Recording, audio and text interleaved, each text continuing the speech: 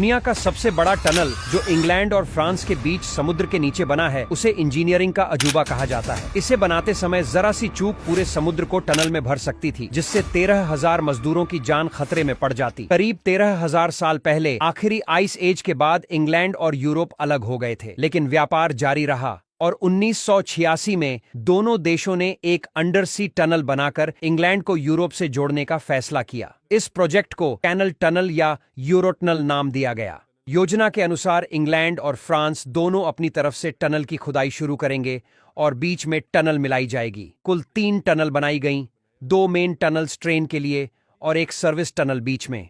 एक terminal France के कोकवेल और दूसरा इंग्लैंड के फोक्सटन में बनाया गया। कुल लंबाई 56 किलोमीटर थी, जिसमें 38 किलोमीटर समुद्र के नीचे है। 1986 में निर्माण शुरू हुआ। सबसे बड़ी चुनौती थी टनल बोरिंग मशीन (TBM).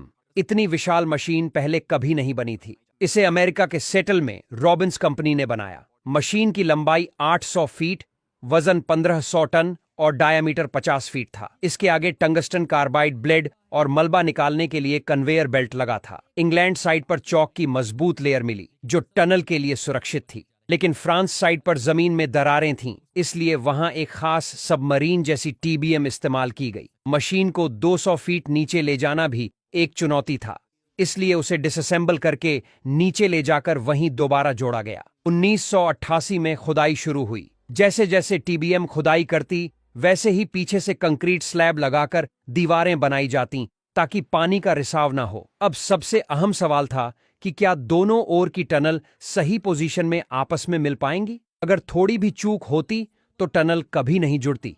इस लगातार 3 साल की खुदाई के बाद आखिरकार दोनों TBM आमने सामने आ गईं।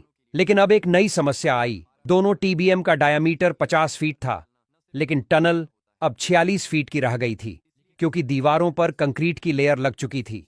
यानी TBM को वापस बाहर लाना नामुमकिन था। इसका हल निकाला गया, मैकेनिकल सुसाइड।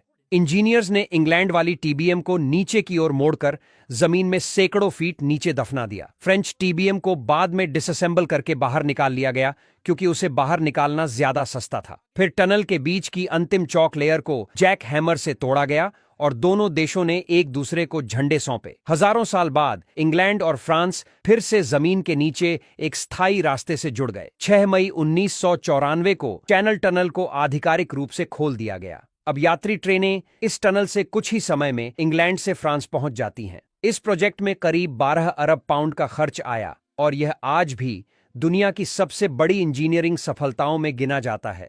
और इसके साथ ही इस